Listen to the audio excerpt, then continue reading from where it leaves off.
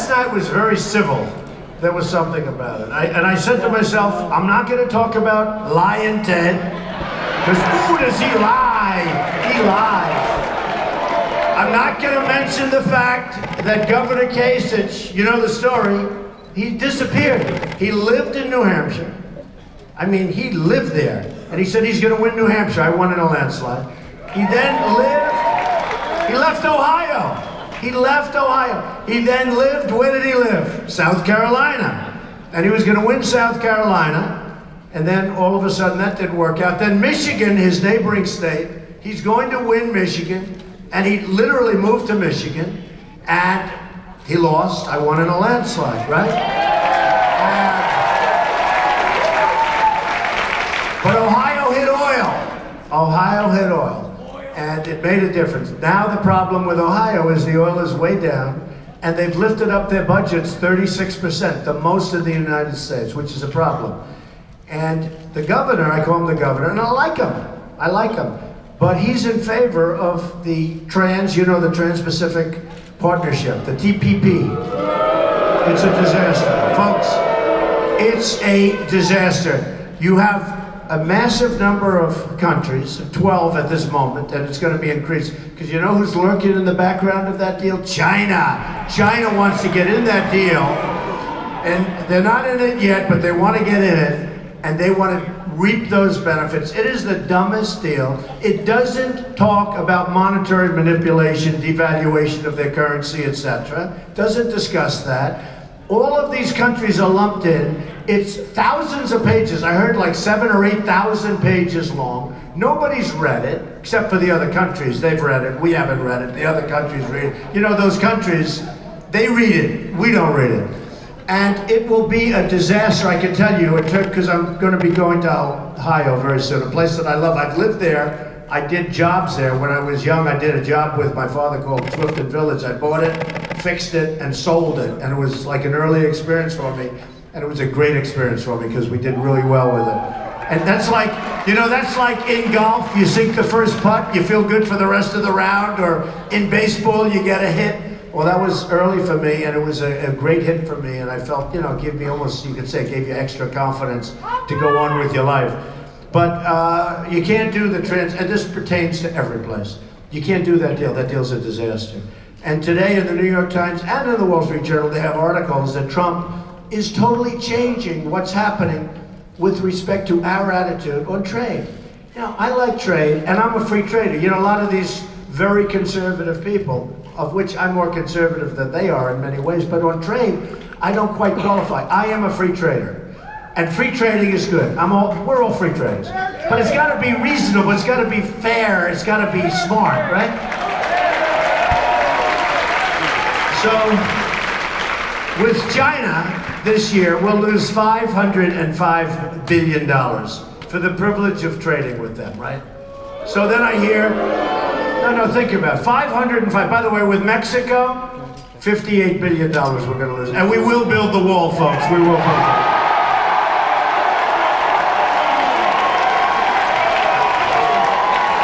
We will build the wall, 100%. With Mexico, $58 billion, we lose with trade. What are we doing? So you almost say, what are you doing? And then the politicians up here say, you can't get Mexico to build the wall. Do you ever notice, even last night, Cruz was saying, and actually Marco didn't say it, but Cruz was saying about the wall. Now it's like routine. He said, yeah, we're going to do this, we're going to build the wall. Where did that come from? Where did it come from? All of a sudden, these guys, they said, oh, Trump with the wall, forget the wall. Now they're all saying, and they do it so light, they're politicians, they have good shtick. They do it nice and lightly. We're going to do this, we're going to do that, we'll build the wall, very important to build the wall, and on to the next subject. They're a little bit better. Actually, my wife was watching television and about a week ago, and you watch it and you see Melania. She'll be a great first lady, I will. But she said, darling, would you come here? Because Ted Cruz just said he's going to build the wall. This was like a week ago. I said, no way. And I said, and they say it so innocently. And you know the problem in politics? You don't get any credit for it, right? Like when I said, take the oil, leaving Iraq, take the oil.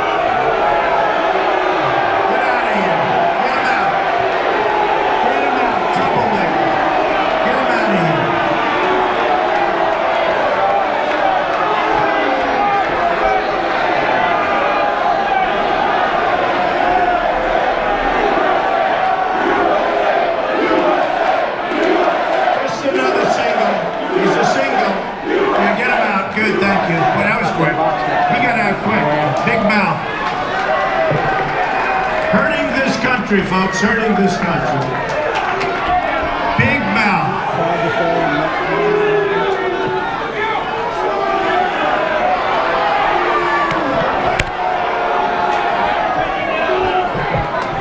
Well, get him out.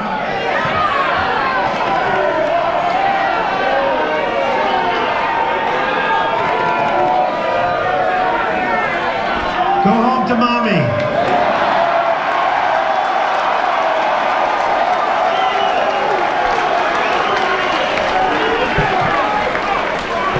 Single. I call them singles. You know, they're singles because they don't have very many people with them, because the people are with us. So they do different places. They don't have many people. So anyway, so on the wall, so what happens is the politicians, who are all taken care of by the special interests, by the way, they're all taken care of by the special interests. So the politicians come up and they say, you'll never get the wall built. Thank you, officer. And by the way, for the press, the officers are being very gentle.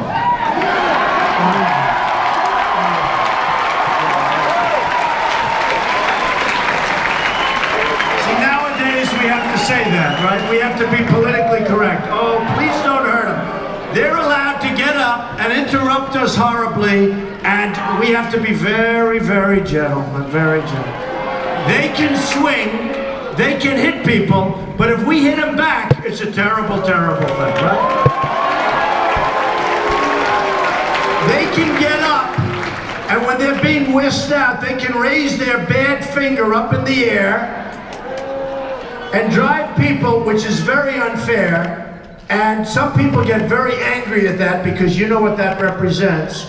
And then when they get a little bit overly angry, they're in trouble. The guy that raised his finger, no, that's no problem. That's no problem. So we're going to be nice and gentle with everybody. I tell all the officers, I have for a while. You know, the first time we had a rally, the first time we had a protest in one of the first rallies, it was very interesting because the guy was really bad. He was really bad. He was rough, tough, and he was swinging, and he had a voice like Luciano Pavarotti. This guy I could have taken this guy, with my guidance as manager, I would have made him an opera singer.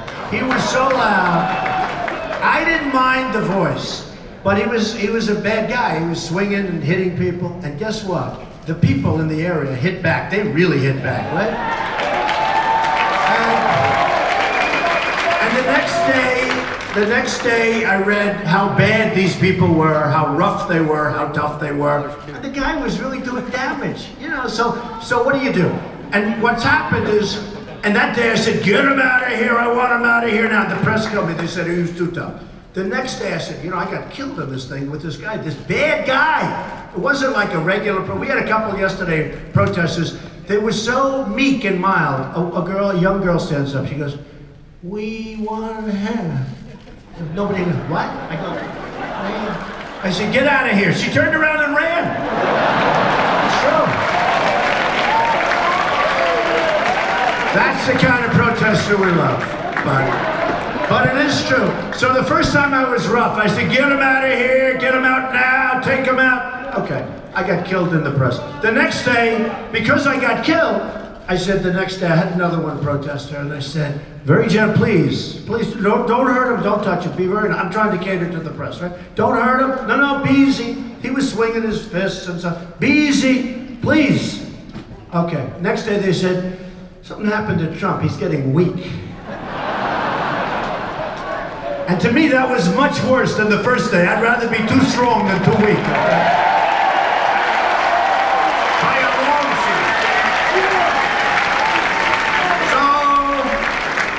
So we're winning a lot, folks. We're winning a lot. Wasn't that funny last night when Cruz said, "I'm the only one that can beat Donald Trump. I have demonstrated that I can beat him. I won 5 states." And I said, "Can I speak?" And I said, "But I won 13 states."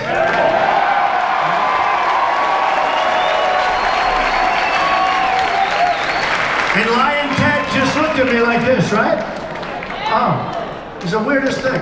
You know, and he goes around saying, he won 5, he won 5. He's the only one that can beat because he won 5. But he doesn't explain that I'm winning almost all of them. So anyway, we'll keep it going. We have to win Missouri. That's what I have to win.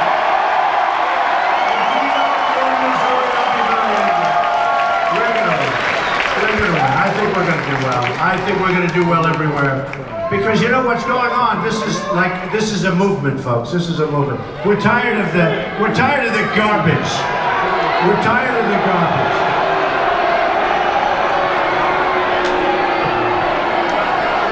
You get them out of here. Get them out. Get them out. Young kids, two young kids. Young, spoiled kids. Get them out of here.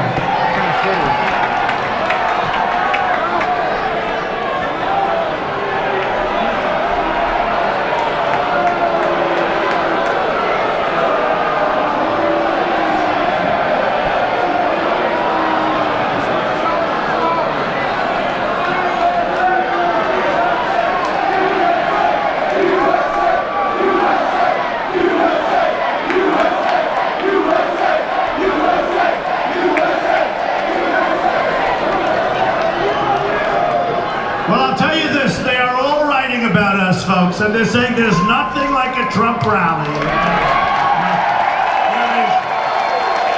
There is nothing. There is nothing. And you know,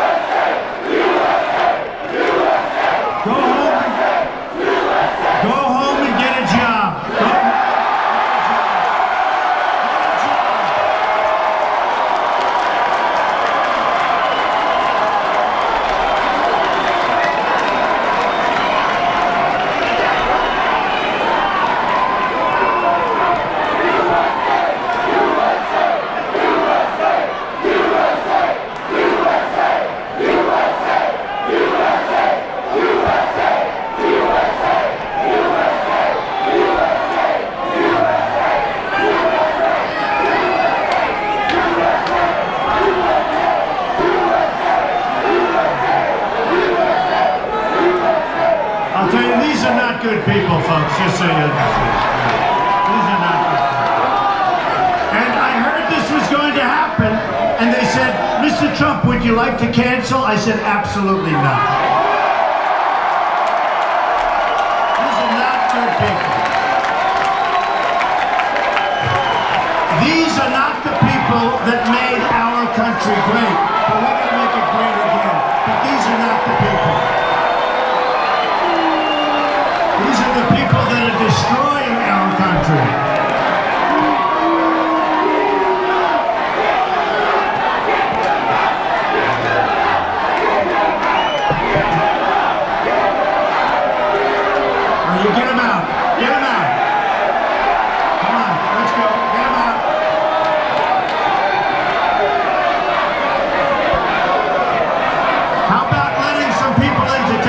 seats. A lot of people still. Got some good people that can take their seats. And nobody's being hurt, press. Nobody's being hurt. Very rude. It's not a single one.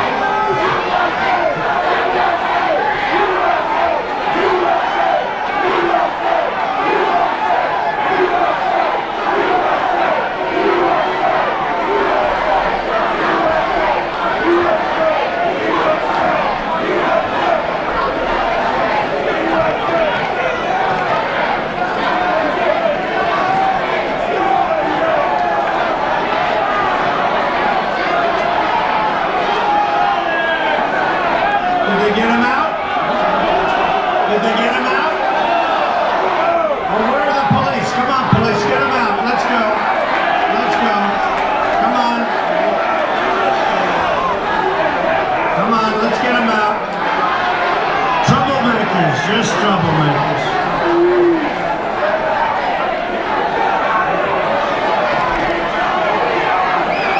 Come on, get him out, police, please. Let's go.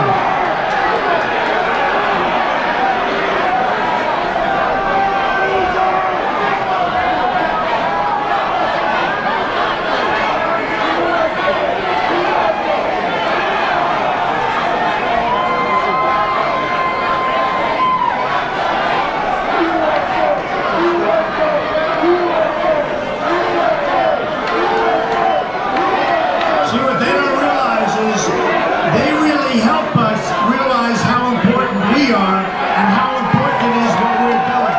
They actually help us out. They add nothing. They add nothing, believe me. They add nothing. And there'll be a couple of others jump up pretty soon. But we just go through it and let's do it, okay? I was told, I can't believe, Missouri, I can't believe this. I can't believe that. Okay, thank you. Thank you. Doesn't matter. Honestly, can I be honest with you?